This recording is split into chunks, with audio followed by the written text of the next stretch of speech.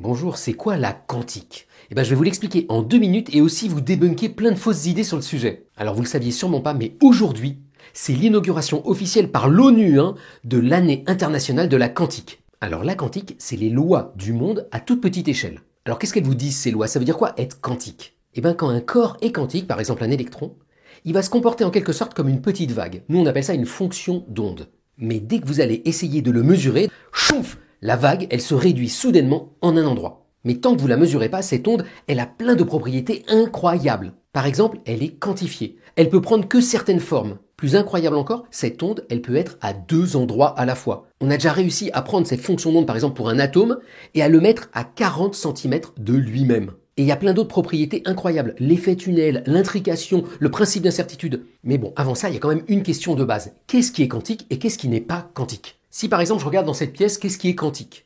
Tout objet qui est en gros plus petit qu'un milliardième de mètre, un nanomètre, il est quantique.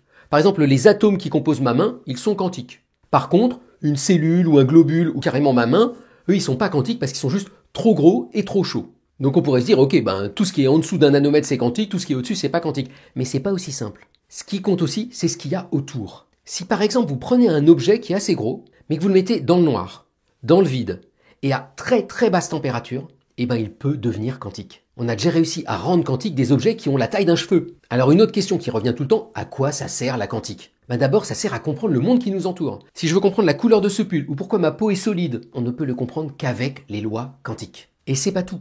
La quantique, non seulement elle sert à comprendre le monde, mais elle sert aussi à inventer. C'est des physiciens de la quantique qui ont inventé les LED, le laser, les transistors qui sont dans toute l'électronique qui nous entoure. Et alors la dernière question qui revient le plus souvent, c'est mais est-ce que nous, les scientifiques, on comprend vraiment bien la quantique en 2025? La réponse c'est oui.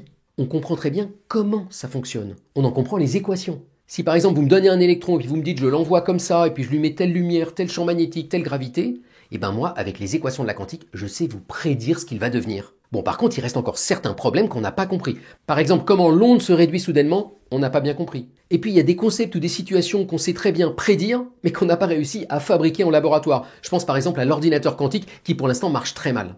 Et ça, je vais aussi vous le raconter toute l'année, où je vais m'amuser à aller dans plein de laboratoires où on fait de la physique quantique pour vous montrer ce que les chercheurs cherchent et surtout ce qu'ils trouvent. Et on va aussi lancer dès demain un projet un peu fou où on a demandé à des chercheurs et des chercheuses partout dans le monde de nous envoyer leur image quantique préférée. Alors j'en ai reçu déjà pas mal, vous allez voir, vous n'allez pas être déçus, et demain je commencerai en vous montrant mon image quantique préférée. Et d'ici là, je vous souhaite une très bonne année quantique et bonne journée!